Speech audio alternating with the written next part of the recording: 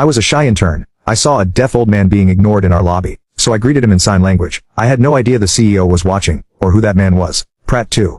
My heart nearly stopped.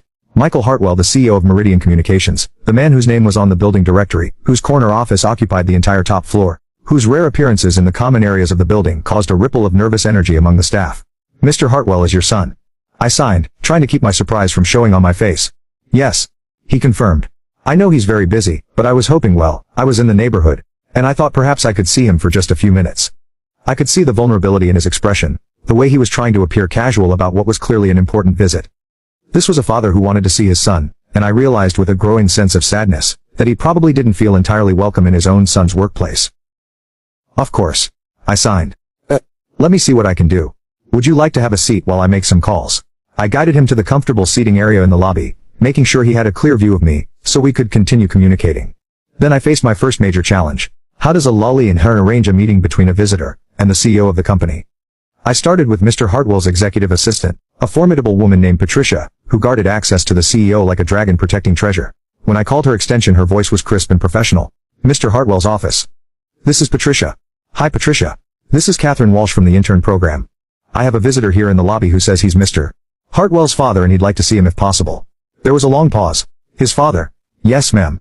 An elderly gentleman, very well dressed. He's been waiting in the lobby. Another pause, longer this time. I'll need to check with Mr. Hartwell. Can you have the visitor wait? Of course. Thank you. I hung up and returned to Mr. Hartwell, Robert, as he'd introduced himself, to let him know that we were working on arranging the meeting. While we waited, we talked.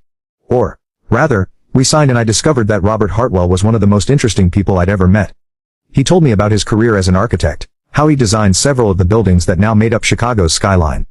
He told me about his late wife, Michael's mother, who had been a teacher at the Illinois School for the Deaf. He told me about the challenges of raising a hearing son as a deaf parent, and the pride he felt in Michael's success, even though they didn't see each other as often as he'd like. He's always been driven. Robert signed, his expression a mixture of admiration and concern.